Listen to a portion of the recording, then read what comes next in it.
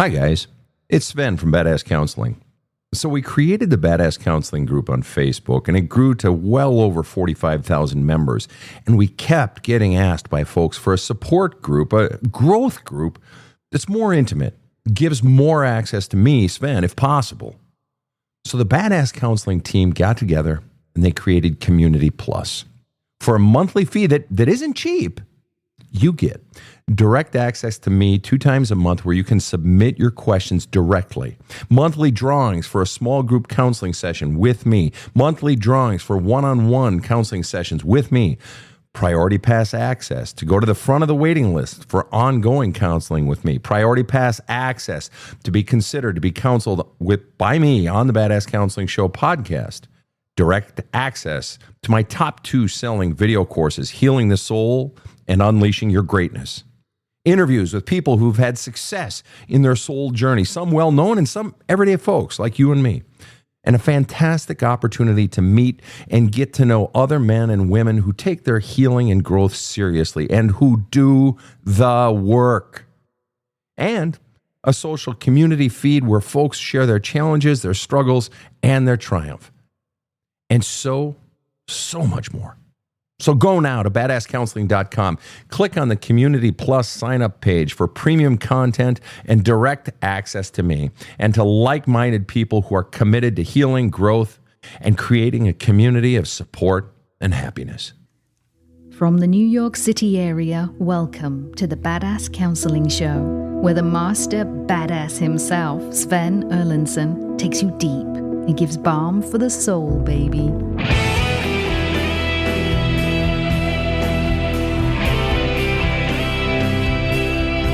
Here we are. This is the Badass Counseling Show, and you're here with us, and we love having you here with us. We are here to answer your questions. We do 2 shows a week. This podcast puts out 2 shows a week. Our Sunday episodes are lightning rounds, where I just take people's questions rapid fire, and we're taping an episode of that right now. The other episodes are the Thursday episodes. You can get them any day of the week, but we put them out on Thursdays, and that's where I'm counseling people, 1 person or 2 persons. So you've reached a live taping of the Badass Counseling Show, whether you're tuning in from Forest Lake, Minnesota, or from Bremerhaven, Germany, or from somewhere else. It's great to have you here. I'm joined in studio by my team, KC over in the booth, whom you cannot see, and Rob the Rocket. Rob, what say ye? Let's get into it. All matters of life, liberty, and the pursuit of happiness. All right, there we go.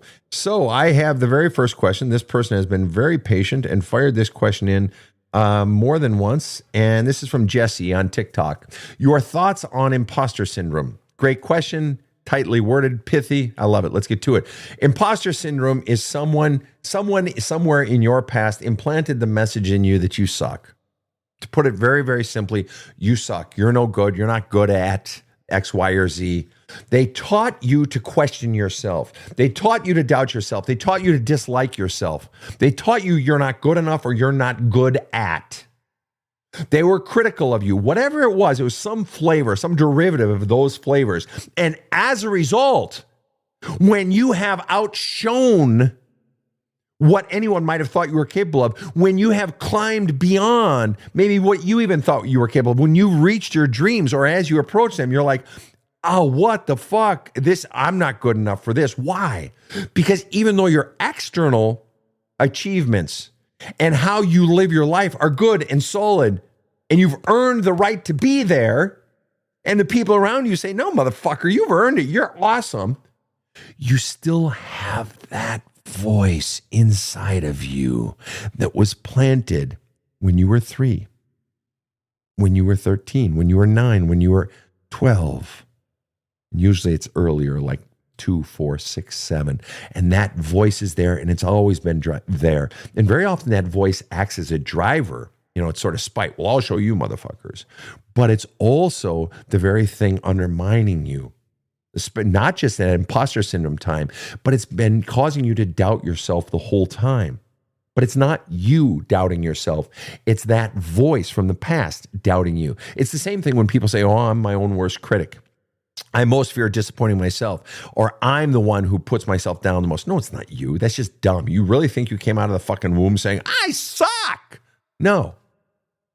No child comes out of the womb thinking, I'm a piece of shit. Oh, fuck, of course. No, you were taught that. You were conditioned to believe that you're not good enough. So when you ask the question, what do you think about imposter syndrome? I think someone taught you to believe that you're not good enough and that you're no good, or taught you to self-criticize.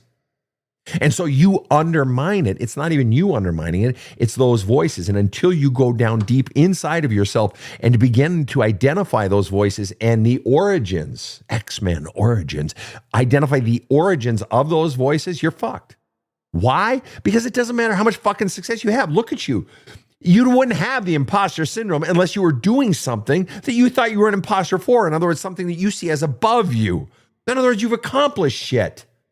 And you're this voice inside you is eating at you inside. You've got to go inside of you. And that's why I wrote my book, There's a Hole in My Love Cup. It's, I was in a 12-year, suicidal depression, and this became my method that grew out of it, now over the last 30 years. And you've got to go inside of it, identify those voices, begin to get those out of you, begin to look at how the fuck does someone teach a child to hate on themselves, et cetera, et cetera. And the more you do that and get out the pain that goes with it and the feelings go with it, the rage, the anger, the sadness, all that goes with it, the lighter you become and the less you see yourself as an imposter. And the more you begin to see, holy shit, I am good. I like me. I not only deserve to be here, and it's not the sort of, I deserve to be here, but it's like, no, I really am good. I have earned this. Versus, no, those sort of self-affirmations where you're sort of forcing it. I'm good, and I deserve this. That's like having your foot on the accelerator and the foot on the brake. You're trying to convince yourself a lot of the time. Versus, well, why would you be trying to convince yourself? Because you got the fucking voice in there saying you suck. You got to go inside and get that fucking voice and attack that voice. And get that out. Then you won't have to work so hard or roughly at all to believe in your goodness. All right. And that actually leads right into this next question. This is from Kiara Susie Mackey on TikTok. She says, my boyfriend and I are both reactive. What can help us not overreact? Go into your shit, man. It's not, the other person isn't causing you to react. The other person isn't triggering you. You have something inside of you that is being triggered. You have something inside of you, some core message inside of you that says you're not worthy of being heard. You're not good enough. You don't matter. You're not lovable. You're not wantable. And so when your boyfriend says something or does something, it triggers that. It ignites. You have memories in your past that have emotional charges attached to them and messages that you were taught about yourself attached to them. And so those messages and those pains are inside of you. So you drop in one more message that even whiffs of that or sounds like it might be, you're not smart, you're not good enough, or, you're not wantable. And it all those electrical charges go off on all those past memories and all those past messages. The problem isn't what's going on between you and your partner, all right? I talk about this in the book. Any problem in a marriage, in a relationship, predates that relationship. In other words, the problem isn't what's going on in the relationship. The problem is all the shit you were conditioned to believe about yourself long before you ever fucking met this person. That's why you have to go into that shit. Next question. Shaggy asked the question. Shaggy, you're a lucky motherfucker, man. You're getting 2 questions in 2 shows, but your first one was just so darn good, and plus it just popped up right in front of my face. Does listening to affirmations while you sleep really do anything? I'm going to be very honest with you. I don't know. I've done it. In my past, back when I was in my 20s, I was experimenting with everything, self-hypnosis, affirmations, and this is back in like the fucking 80s. And into the 90s, I was experimenting with everything, not drugs, but all these different self-help techniques and self-actualization, all this shit. And I've done it. I got nothing against it. But if it's, I don't think it's going to hurt you. So why not fucking do it? But the real problem, Shaggy, again, isn't what you're trying to pump into you. Is pumping in this or pumping in this bad? No, the real problem is the bad stuff that's already in you that you got to get out. That's what my work is about, helping you flush out the pain, the fears, the bullshit beliefs you've been taught about yourself. Next question. How do I deal, this is from Turtle Outdoors. How do I deal with a narcissistic mother and father? Those of you who follow me regularly know that I don't use the term narcissist. I'm not a psychologist. I'm not a medical professional. Therefore, true narcissism, I'm not one to diagnose that and so forth. It's overused, though it's also a good word because it gives a lot of regular people a term to be able to understand what they're going through with a particular person. However, technically, I can use the term narcissist long before the medical people fucking can, because I studied the fucking classics and studied two different versions of the Greek language. And so I'm familiar with the original and the original purpose of the poets when Ovid wrote about Narcissus and Echo, et cetera, et cetera. But we don't need to split fucking hairs. And so in place of narcissist, I use the phrase extreme taker. How do I deal with a mother and father who are extreme takers? In all honesty, you have to, first of all, for your own healing, regardless of how you interact with those people, you in your own self-work, you need to be going about the business of finding all the pain and shit from your past with them that you need to flush out of you.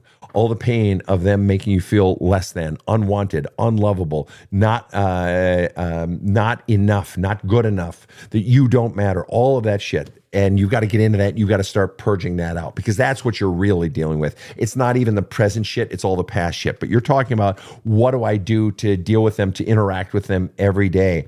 Well, you've got to begin to ask yourself, is the price of those interactions with an extreme taker really worth it?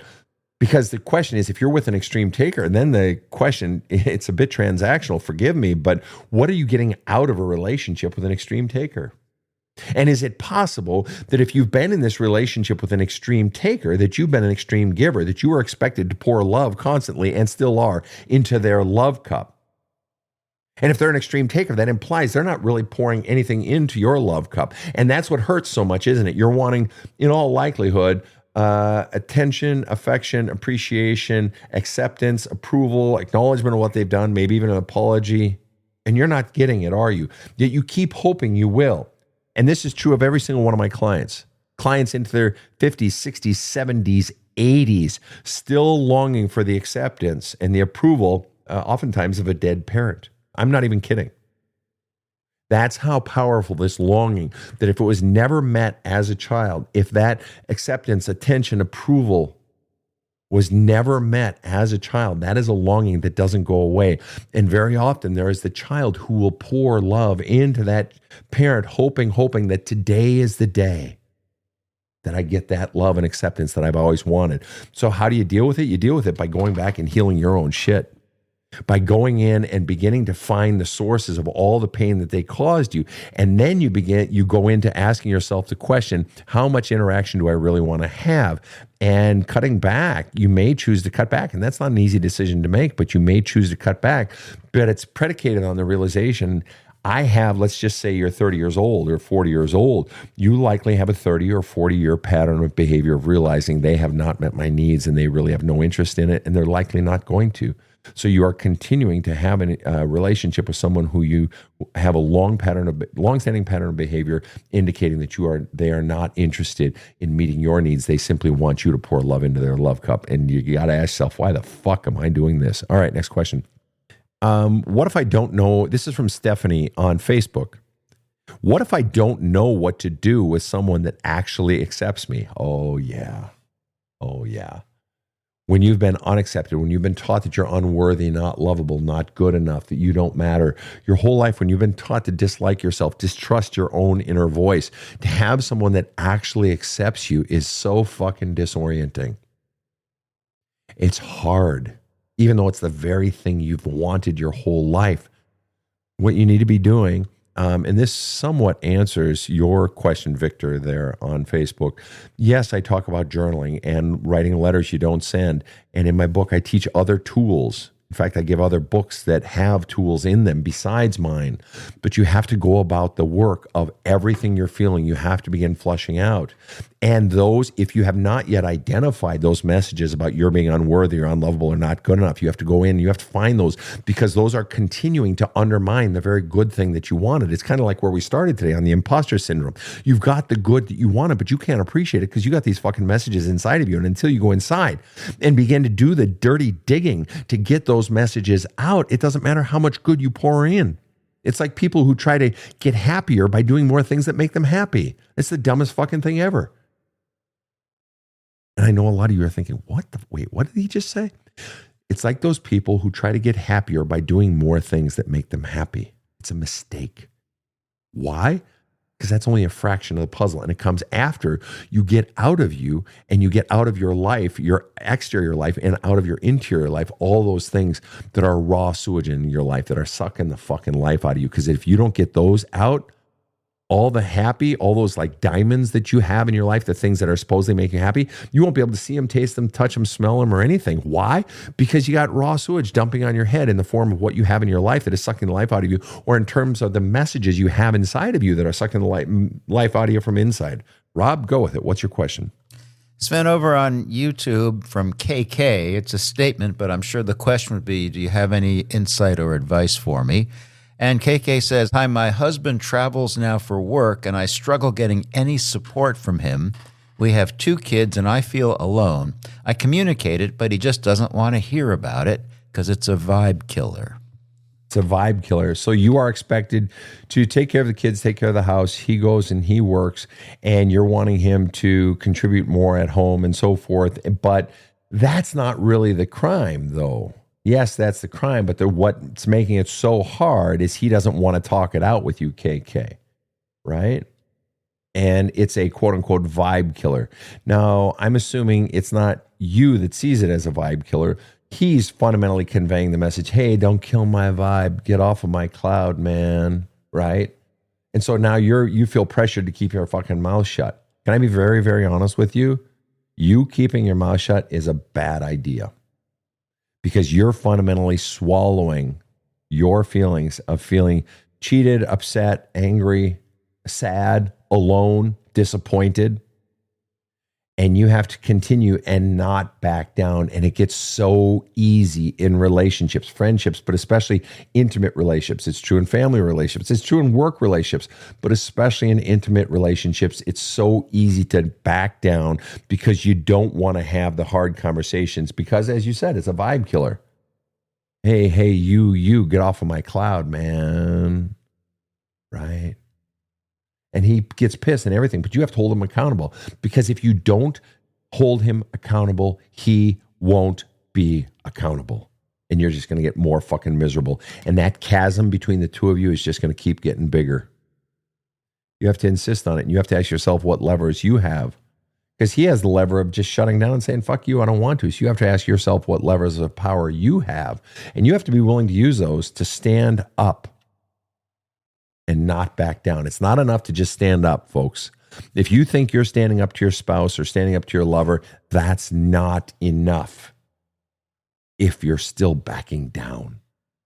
But if you have something that you believe in, you have to stand up and not back down. Standing up is not enough. Because if you're standing up and sitting down, you're fundamentally saying it's not that big a deal. You have to be willing to stand up and not back down. Otherwise, they're going to win every time. All they know all they have to do is escalate even further, and you'll back down. And then guess what? Life keeps going from shit to shittier. Next question. Okay. William Summers says, I know my brother follows you, and I hope he watched this segment on narcissist extreme takers, right? Well, to that ends, William, I hope you got the piece on extreme givers, that it's easy. Just like we were talking about with KK over on YouTube, it's easy to give in to the other person's position, an extreme taker's position, by constantly being the extreme giver. But I hope your brother heard it too, and I hope you are not locked into being an extreme giver either.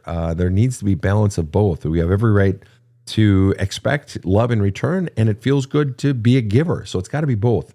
And the optimal relationship to be in, as I see it, is where 2 people are in a relationship and you can't outgive the other person. Now, that's a beautiful thing. 2 people who enjoy giving on each other, giving to each other, but also who have their needs. And I expect to be treated well. And me too, I expect to be treated well. And here's how I need you to treat me. And here's how I need you to treat me. And I have one person, I missed the name of the person. One person said, Sven, should I have to express what my needs are? Shouldn't they just know? My response is, you fucking ain't right. You have to express what your needs are. You want to know why? I'm going to give you one quick example. For some people, for my girlfriend, I'm in a relationship with a woman. We've been together 11 and a half years. A bad week with her is still better than the best week with any woman I've ever been with in my life. Okay. But for her, she doesn't need the actual words, I'm sorry. If there's an apology, she doesn't need the words. She wants to talk about it. She needs a change of spirit and action, of course. But she doesn't need the actual words, oh, I'm sorry, or I apologize. I'm the opposite. I need the words. I need her or someone apologizing to me to say the actual words. Why? Those words have meaning, and they are so fucking hard to say for a lot of people. So if you're saying them, I know you're digging deep. I know you are truly contrite. Ground down. You feel the pain you've caused me and you feel bad about it. If you're saying the words, those words matter. So there we are. Look at that. Two people have two different positions on I'm sorry. And her position isn't wrong. My position isn't wrong. It's just different. But if I didn't convey to her my position on saying I'm sorry, she would never apologize potentially. Right. And then I would feel like, well, she doesn't give a shit. Right? I have a responsibility to teach people how I want to be treated. Always. And if you're feeling hurt or upset or not getting your needs met in a relationship, you have a responsibility. You can't expect that other person to know. And people say, well, they should just know. Well, that's bullshit. People are raised in different homes, different styles, different treatments, and so forth. How a partner is treated in one part of, let's say, the United States versus another part of the United States. Just the language they use. Some people take offense with my swearing. They say, I could never be in a relationship with somebody who swears like you do. Yeah, if you met my fucking girlfriend who grew up in the fucking Bronx, a Bronx Italian, oh, Christ almighty, she swears more than I do, and I love it. And a lot of men would think, oh, that would be disgusting to be in a relationship with a woman. Okay, so we're all different, aren't we? That makes the point, doesn't it? So don't I have a responsibility to educate this person that I'm new in a relationship with, or even 10 years in, or 11 and a half years in, or 20 years in, of how I want to be treated. And our needs change, our wants change. And I have a responsibility to stand up and not back down for what my needs are. So you have a responsibility to teach others how you want to be treated and to not back down. I'm glad you underlined that, because KK responded again with, I try, but he threatens to block me. Block you? Yeah, that really shouldn't matter, should it? Wait a minute, block you? Do you guys live together? Yeah, but he travels a lot. Okay. Then you know what? Okay, great. KK, I'm so glad you said this. I don't normally give follow-up questions and follow-up points. You say you stand up to him, but your husband threatens to block you. Until you're okay with him blocking you, you're fucked. Because he has the power, and he knows he has the power. All he has to do is say, I'll block you. And by the way, when couples are constantly threatening each other, like, oh, I'll leave, you can't keep playing that card.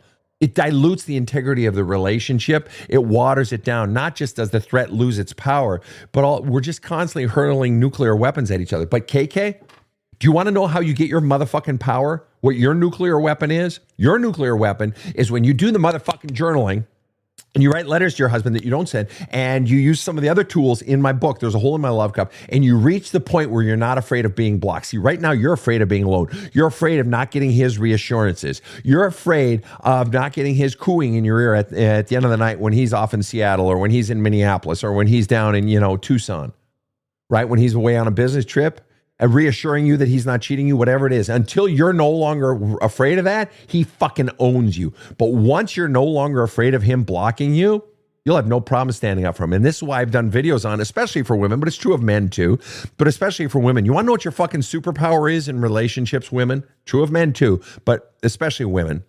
It's when you're no longer afraid of being alone. When you've been alone and you've sat in it and you've done the work of flushing out all your pain and all your fears and all the messages inside you that get conjured up from your past when you are alone. Once you're no longer afraid of being alone, you are a completely different motherfucking person in a relationship. You want to know why? Because you don't eat shit like KK is talking about right now on YouTube. She's eating shit. Why? Because he has power. Because she's afraid of being alone at night and her husband not calling, or afraid that he's cheating, or afraid of being blocked, or whatever it is. Once you're no longer afraid of that, it's like, block me, motherfucker, but nobody gets to treat me the way you're treating me. And then all of a sudden he's like, it's like, exactly. So fucking treat me better. Well, I'll fucking leave you. Okay, great. There's the fucking door, cocksucker, but nobody treats me that way. But you're so afraid of that end result that you're backing down. You're sitting down, and he fucking owns you. And until you overcome that fear by going into it and flushing out the fears, naming the beast is half the problem.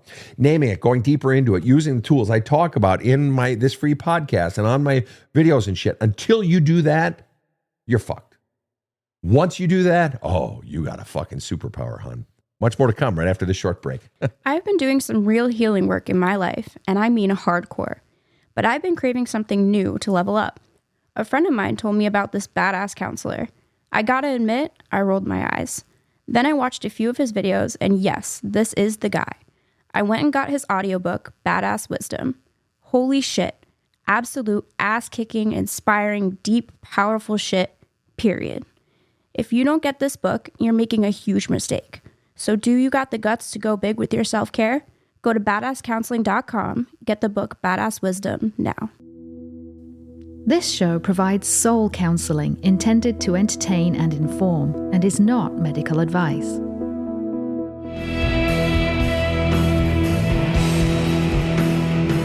Now, back to the badass.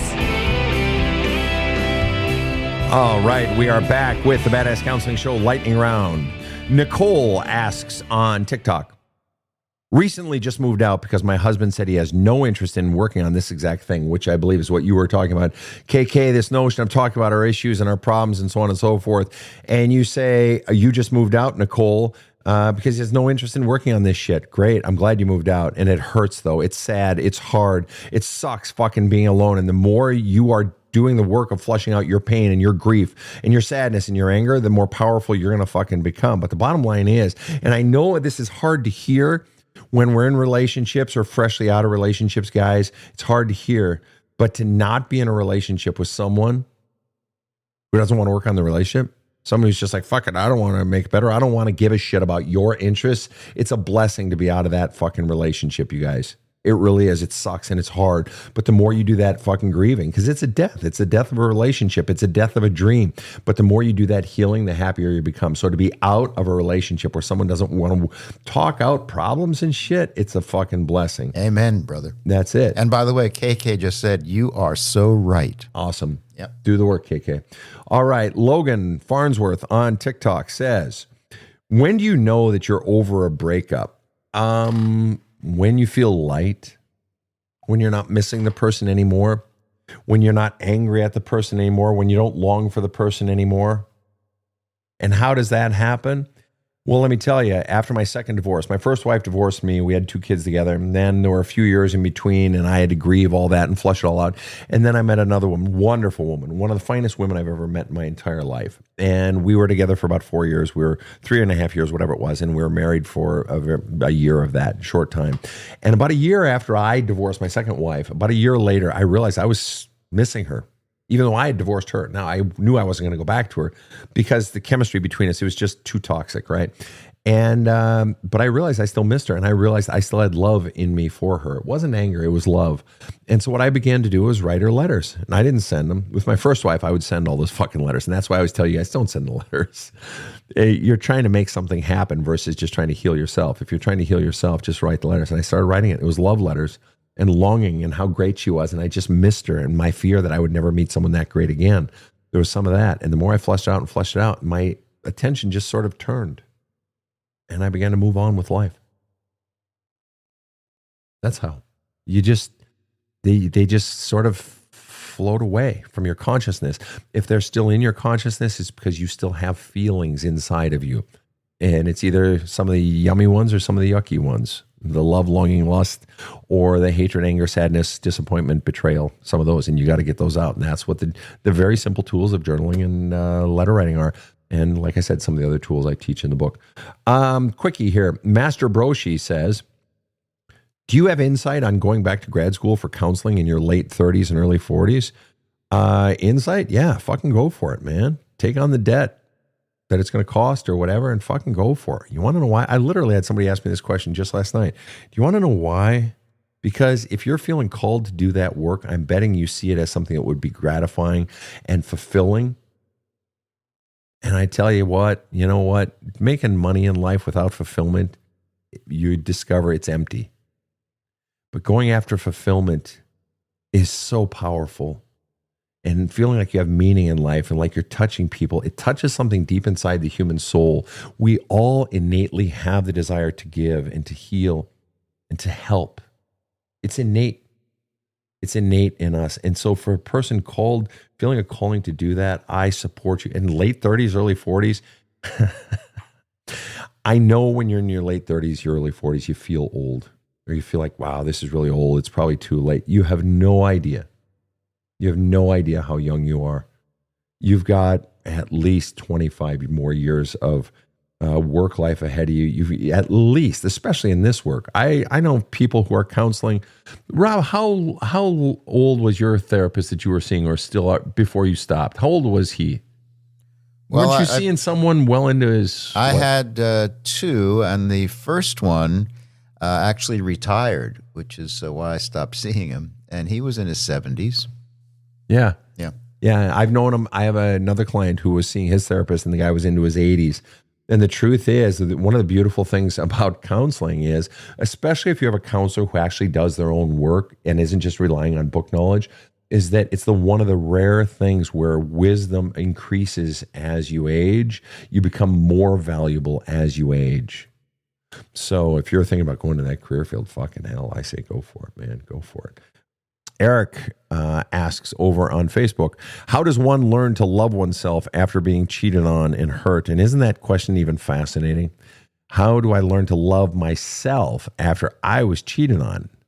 Isn't that fascinating what the human brain does? I got cheated on, therefore something must be wrong with me. I have to learn to love myself. And I'm not scolding you, Eric. That is a very normal response, right? I'm not dogging you for that. But you got to admit it's interesting that this person did something fucked up to hurt me, but somehow I'm at fault. Somehow I'm the problem. Do you see how we do that? And we do it as adults. Imagine how much more the child. When a child gets hurt, especially by a parent, how much more their brain goes, God, I'm so worthless. I'm such a piece of shit, et cetera, et cetera. But back to your question, how do you learn to love oneself after being cheated on? If you and I were in counseling, I would simply ask you the question, what's the worst thing about you, Eric, that causes you, that has come as a result of this being cheated on? Well, the simple truth of the matter is this person likely taught you, gave bullshit excuses, or taught you you're unlovable, you're unwantable, you're not attractive, you're not smart enough, you're not whatever it is, and that you're unwantable. And so you believe that bullshit. All right? Truth is, there's probably nothing wrong with you. Nothing that has anything to do with this fucking cheating. And so how do you learn to love? By going inside of yourself and getting out all, you don't learn to love yourself. No, you don't. You go inside yourself and you begin to get out all the messages that are telling you to not love yourself, which isn't just the partner who cheated on you. It's all the messages that predated that way back to your own childhood, identifying and flushing those out because those are the ones doing the most damage. Next question. All right. And again, that's what the book is for. There's a hole in my love cup. Someone just asked the question over on TikTok. Are you a LCSW? Are you a licensed clinical social worker? No, I'm not. I am a soul counselor. I'm a former clergyman. I've had a soul counseling practice for the last 30 years. The last 11 and a half have been in Manhattan, New York City area. I am not a psychologist, a psychiatrist, a therapist, anything medical professional. I am simply a soul counselor. And so what does that mean? What that means is I stay in my lane. I don't handle anything psychology. I don't handle psychological terms, nothing like that. Psychology was invented, for lack of a better word, roughly 150 years ago. Prior to that, psychology didn't exist. Who did people go to for counseling? People have been going to the clergy for thousands of years. People have been going to the medicine man, the shaman, the wise old woman, the sage, the rabbi. It's kind of what I do. That's what my people do. All right. We're soul counselors. I simply help you find your authentic self and remove all the blockages and all the voices inside of you that are standing in front of that. All right. That have been packed into you, all the bullshit you've been taught to believe about yourself.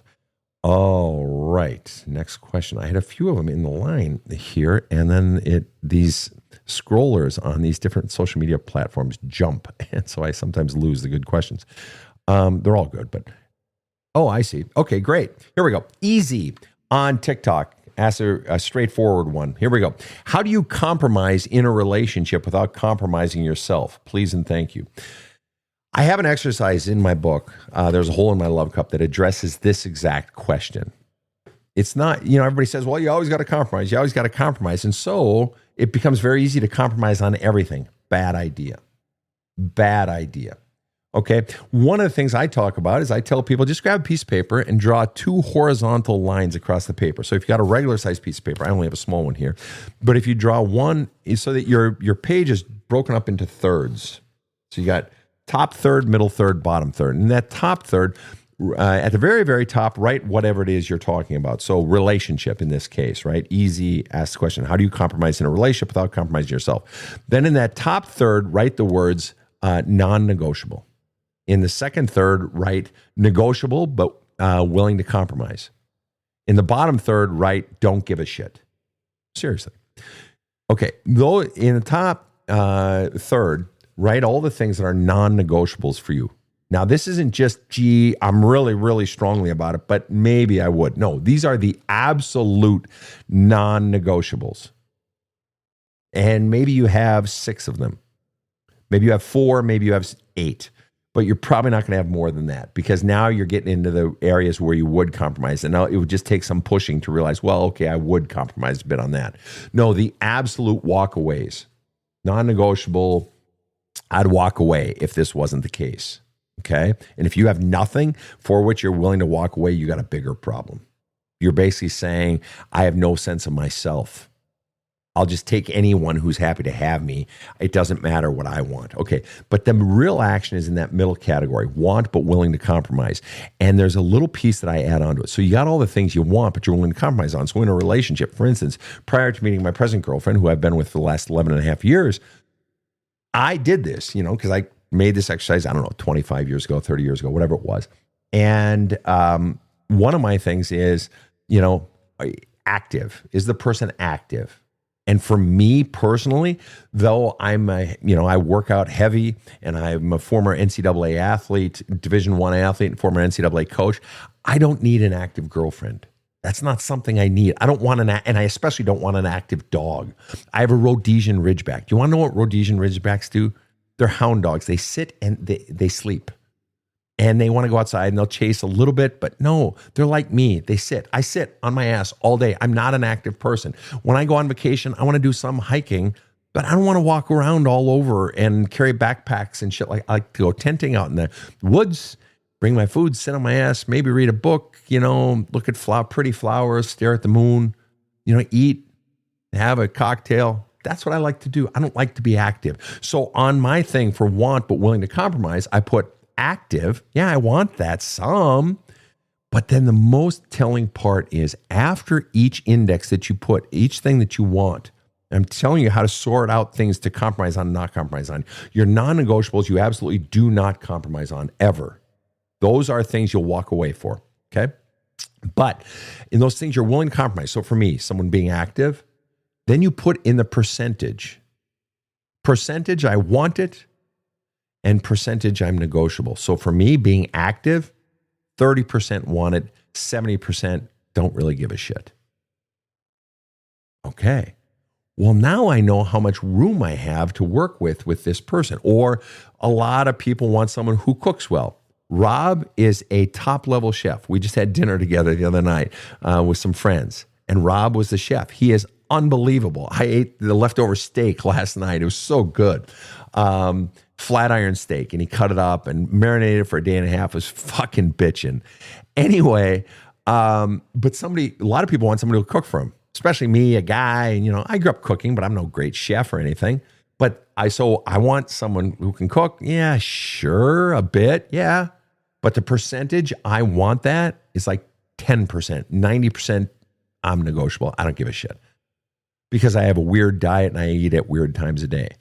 But something like someone who talks out their shit and doesn't just blow up, it's not a non-negotiable because I like fiery, intense people, but that's like a 90% want, maybe 10% negotiable for me. So that's how you get to know yourself, by listing all this shit. And then the bottom list is just shit I don't give a shit about, like likes football. I'm a Minnesota Vikings fan. I grew up playing football. I played it in college and coached it and shit like this, but I don't give two fucks. In fact, my girlfriend literally hates sports.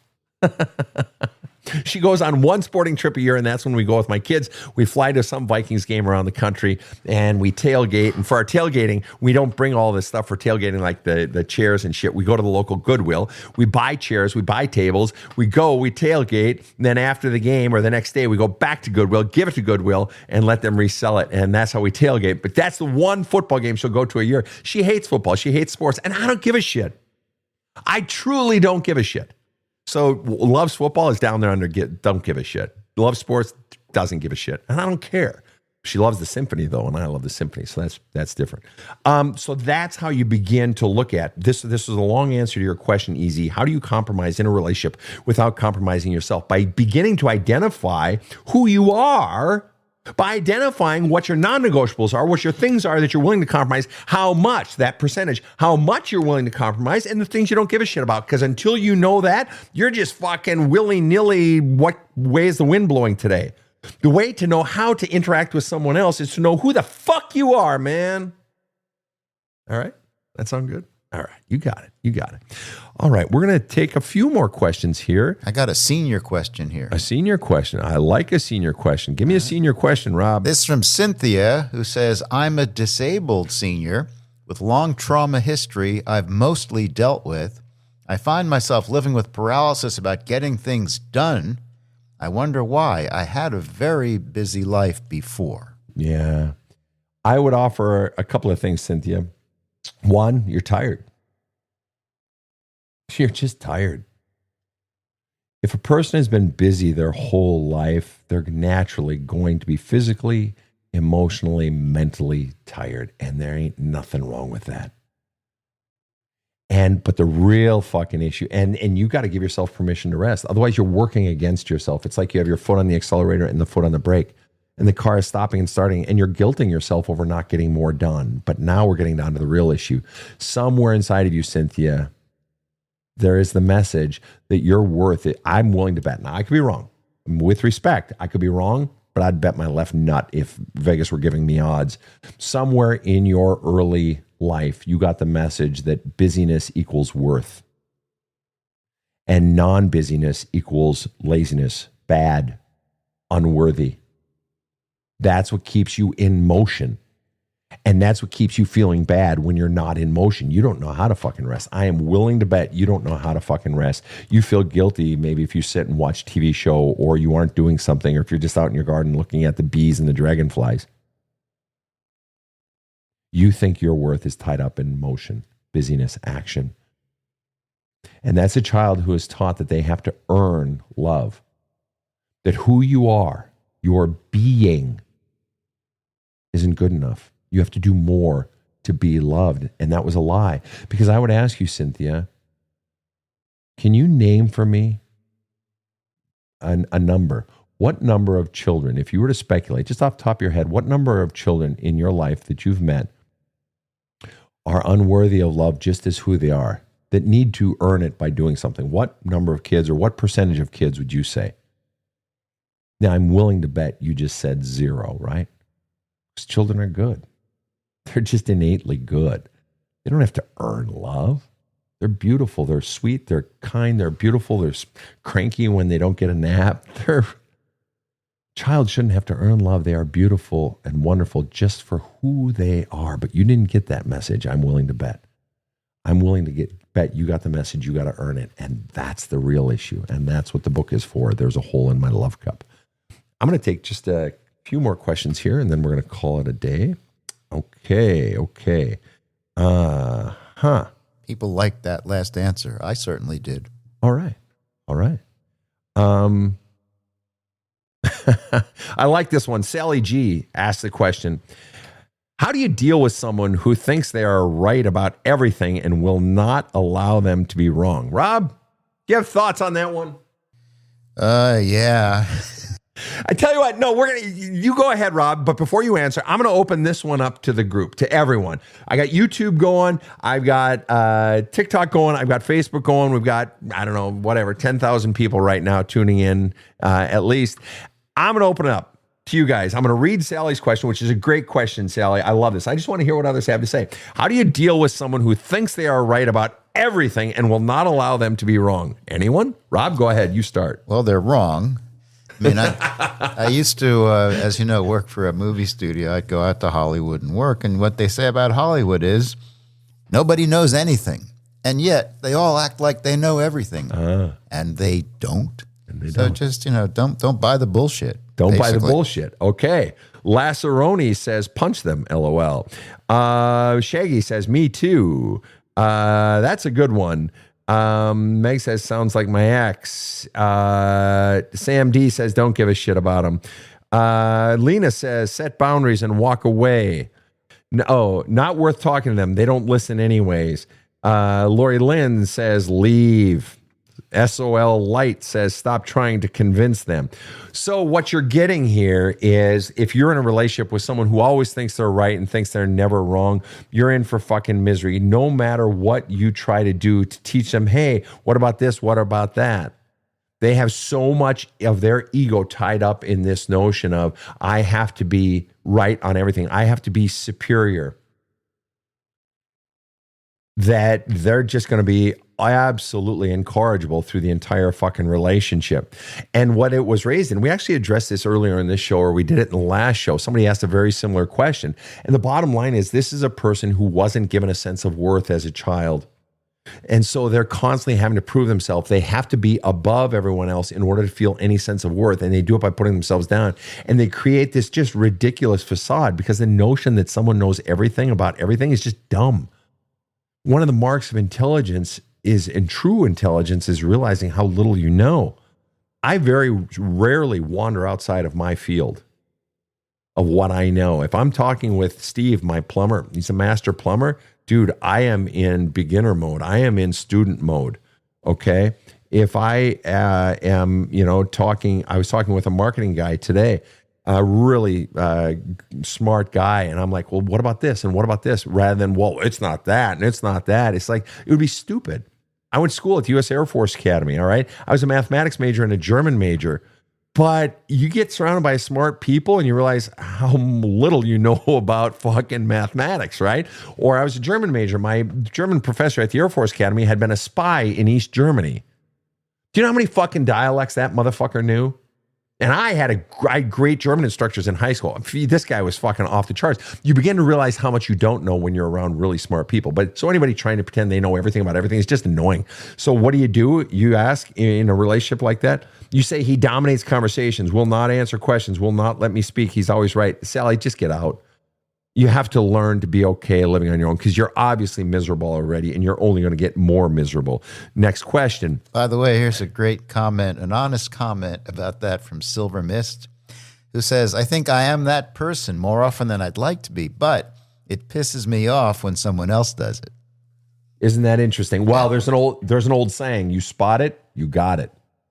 If there's something in someone else that pisses you off, it's because it's going on inside of you more than likely. All right. And so you want to know how you become a member of the human race and make people like you is you get out, you drill down to find out what that need is to always be right and to always dominate and be on top. Once you can drill down to that and flush that need out, which is what the tools are for, like there's a hole in my love cup, which I believe to be the best tool. Of course, I'm biased. But the more you get that out, you're going to begin to calm down. You're going to begin to ask other people questions. You're beginning to validate people. And you want to know what happens when you do that? People start to really fucking like you. And they begin to really appreciate you because you become a good listener. There are few things in life more beloved than a great listener and someone who actually gives a shit. And there are few things more loathed than someone who is always talking or always has to be right. It's just disgusting. And I'm not saying you're a bad person, but that particular action, I have things that are bad about me. All right. But for a lot of people, it's just so fucking annoying. All right. A couple more questions. Rob's putting on the pressure here. Okay, Cheryl asked the question, how do you co-parent with that type of person who always has to be right, who is always dominating? Cheryl, that's a great question. You have to find your balls. You have to do the work of flushing out your insecurities with your therapist, with your journaling, with your letter writing, so that you can stand up. The worst thing you can do is to begin to back down with the dominating person. What did we learn from Neville Chamberlain when he came back? What was it, in 38, from visiting Hitler in Germany? He comes back, he gets off the plane, one of those big silver planes back in the day, and he's waving a piece of paper on which Hitler signed, and he said, I will never invade Great Britain. I think he also said, I'll never invade Poland or Austria or whatever. That piece of paper is known as the famous piece of paper. Why? Because it's just a piece of paper. Hitler never, and what do we know? He never kept that. He invaded fucking Great Britain. He invaded Poland and the Anschluss, invading Austria, et cetera, et cetera. Right. What do? You never appease a dictator. You never appease a bully. You never cave in to someone who's trying to dominate, which means, Cheryl, you have to have the courage to stand up in your co-parenting. Otherwise, he will fucking own you and he will run you into the ground and it will never stop. You have to find your courage and stand up and not back down, which means you have to go inside of yourself and address and flush out and deal with your insecurities, because that's what's going to undermine your work. All right. Devil Blues asks the question. Just going to bang out a few quickies here at the end. How do we make up for stolen years by corrupted programming, core beliefs? In other words, all the shit you were taught to believe about yourself as a child. Maybe you're not good enough. You're not wanted. You're not lovable. Your voice doesn't matter. You're not important. Who you really are doesn't matter. You only exist to serve my needs. People won't like you. You'll never amount to much. You're a dirty whore just like your mother, or you're going to be an addict just like your father, whatever it is. All those messages, nobody loves me, or whatever those messages are. Devil Blues is asking the question, how do we make up for those stolen years corrupted by that programming? You don't make up for it per se. What you do once you have done or continuing to do the work of flushing out all of those messages, identifying them is the hardest part, naming the beast, which is, again, what the book is for. There's a hole in my love cup. But once you've gone about that work and are flushing out more and more of it, what you begin to realize, you grieve the loss. You have to grieve the loss of those years. But the gift you give yourself is allowing your authentic self to blossom up from within. Because let's say it cost you 35 years or 55 years. That means you still have 20, 40, 50 years ahead to live. The greatest gift you give yourself is simply giving yourself the courage to become your authentic self that is underneath the pack, the piling on of all the crud of all those past fucking messages. And so the way you do that is by letting yourself become your authentic self. And do not shit on your 30-year-old self or your 20-year-old self or your 49-year-old self because, why didn't you get out of this earlier? Why didn't you think of this? Why did you stay with that guy so long? God, I'm so stupid. Why did I stay with her for so long? You of all people should know the pain that you were fucking going through when you were 20. You should know all the burdens that you had on you when you were 31. You of all people should know how hurting you were inside when you were 42. You of all people should be the one person to have compassion for that past version of you. You of all people should be the very last person that should beat up that old version of you. Weren't there enough people doing that? At what point do you be the bearer of love and kindness to that past version of you and say, hey, you did your best. I love you. Thank you for what you did do. Bring kindness to your past self rather than judgment and harshness, and celebrate where you are now. Give joy for the now. And with that, fine people. Mercy. Rob, any final thoughts today? I love that you worked in Get Off My Cloud, a Rolling Stones reference from 1965. Hey. When I was already kind of old. Oh, get out of here. You're like, what, 15? That's right. In my head. Well, folks, we have come to the end of yet another glorious episode of the Badass Counseling Show Lightning Round. We've had so many good questions today. And we moved along. Rob, we really banged out a lot, got a lot of work done today, didn't we? 17 questions. Wow, I like it. So thank you all for your great questions on YouTube, on TikTok, on Facebook. These lightning rounds get posted as the weekly episodes on Sundays. Our lightning rounds go up on Sundays, and Rob posts the counseling episodes. Those go up on Thursdays. Thank you so much. You can get us on YouTube, Facebook, TikTok, Instagram, Lemon8, Red Note, Threads, LinkedIn, and on Blue Sky. We are there. The book is There's a Hole in My Love Cup, or there is the 365-day inspirational book that'll also kick your ass after you've done There's a Hole in My Love Cup, and that's Badass Wisdom. It's been great having everyone here. Go to badasscounseling.com and tune in for more episodes of the Badass Counseling Show. On behalf of KC in the booth and Rob the Rocket, have a kick-ass day. The Badass Counseling Show is strictly copyrighted. No copies may be made without the express written consent of the Badass Counseling Show, LLC. The Badass Counseling Show is produced by Karen Camparelli and Robert H. Friedman. Executive producer Sven Erlandson. Original music by two-time Emmy Award-winning composer Trevor Morris. Have a kick-ass day.